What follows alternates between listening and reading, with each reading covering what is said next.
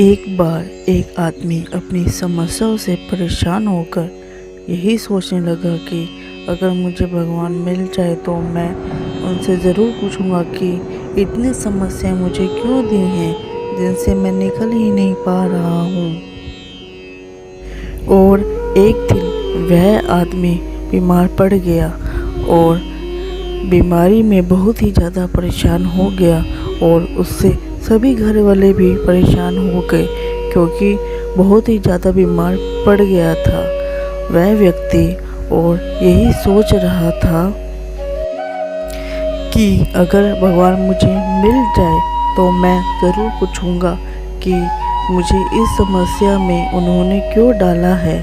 आदमी अपनी बीमारी से ठीक ही नहीं हो पा रहा था। उसने बहुत इलाज कराया पर समस्या वैसी बनी रहे। और इस प्रकार एक साधु महाराज जी उनके गांव में आए और फिर वह व्यक्ति सोचने लगा कि साधु महाराज से ही अपनी समस्या का समाधान करवाऊंगा। और इस प्रकार वह बीमारी की हालत में ही साधु महाराज जी के पास गया और कहा कि साधु महाराज जी ऐसा उपाय बताइए कि मेरी बीमारी ठीक हो जाए। साधु महाराज जी ने उसे देखा और कहा कि तुम्हारी कोई समस्या ही नहीं है, सिर्फ एक समस्या है कि अगर तुम भगवान पर विश्वास करोगे तो तुम्हारी सारी समस्या समाप्त हो जाएगी। तभी उस व्यक्ति ने कहा कि मुझे भगवान से तो मिलना है क्योंकि उनसे ही पूछूंगा कि मेरी इतनी समस्या क्यों बढ़ गई है और मैं इन समस्याओं से क्यों नहीं निकल पा रहा हूँ। साधु महाराज जी ने कहा कि अगर तुम भगवान पर विश्वास करोगे तो यह समस्या कुछ भी नहीं है, तो उससे आराम से निकल जाओगे। महाराज जी की बात मानकर वह चला गया और धीरे धीरे विश्वास भगवान पर बढ़ता गया। इतना बढ़ गया कि भगवान की भक्ति लीला में हमेशा रहता और भगवान का ही गुणगान करता था।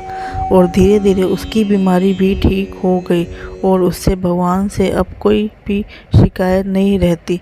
भगवान हमारे साथ हैं और वह हमेशा हमारे ही पास रहते हैं, पर हम उस भगवान को बाहर ढूंढते हैं। भगवान सभी के अंदर निवास करते हैं।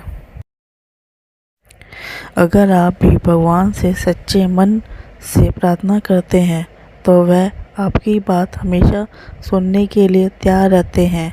उनकी कृपा पाने में कुछ समय लग जाता है, जिसके बाद सभी को लगता है कि भगवान उनकी बात नहीं सुन रहे हैं, मगर यह सच नहीं है।